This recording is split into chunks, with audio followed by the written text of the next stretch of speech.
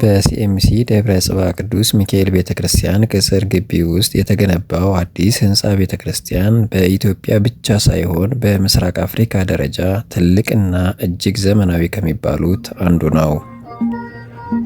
ይህ ህንፃ ቤተ ክርስቲያን መሰረተ ድንጋይ የተቀመጠው በ2004 ዓ.ም ሲሆን ትክክለኛ የግንባታ ቁፋሮ የተጀመረው በመጋቢት 2005 ዓ.ም ነው። ግንባታው እጅግ ጥንቃቄ በተሞላበት ሁኔታና በከፍተኛ ዲዛይን ላለፉት 13 ዓመታት ሲከናወን ቆይቷል። ህንፃው በዋናነት በምዕመናን መዋጮና በተለያዩ የገቢ ማሰባሰቢያ መርሃ ግብሮች የተገነባ ሲሆን የህንፃ አሰሪ ኮሚቴው ግንባታውን በበላይነት ሲመራ ቆይቷል። ህንፃ ቤተ ክርስቲያኑ በምስራቅ አፍሪካ ካሉ ትላልቅ አብያተ ክርስቲያናት አንዱ ነው። በውስጡ በሺዎች የሚቆጠሩ ምዕመናንን በአንድ ጊዜ የማስተናገድ አቅም አለው። ይህ ቤተ ክርስቲያን የኢትዮጵያን ኦርቶዶክስ ተዋሕዶ ቤተ ክርስቲያን ቀኖናና ስርዓት በጠበቀ መልኩ ዘመናዊ ቴክኖሎጂን ከጥንታዊ ጥበብ ጋር አጣምሮ የያዘ ነው።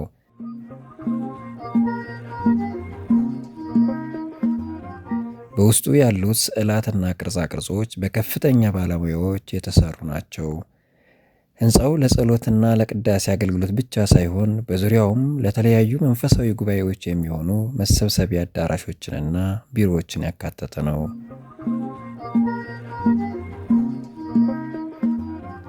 ለዚህ ግዙፍ ህንፃ ቤተ ክርስቲያን ግንባታ ከ240 ሚሊዮን ብር በላይ ወጪ ተደርጓል።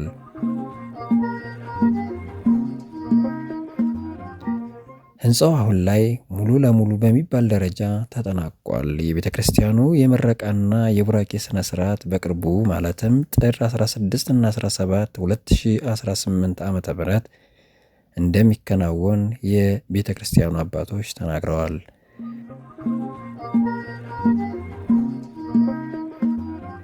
የቅዱስ ሚካኤል ቤተ ክርስቲያን በሲኤምሲ አካባቢ መሰራቱ በአካባቢው ላለው ማህበረሰብ ትልቅ የጸሎትና የሰላም ማዕከል ሆኖ ያገለግላል።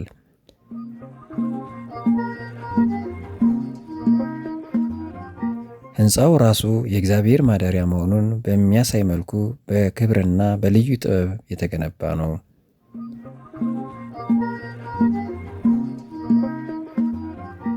ይህ መልእክት የደረሳችሁ ውድ የዚህ ቻናል ተመልካቾች ሸር፣ ሰብስክራይብ እና ላይክ በማድረግ ላልሰሙት በማሰማት ከላይ በተጠቀሱት ቀናት የበረከቱ ተካፋይ ትሆኑ ዘንድ ተጠርታችኋል።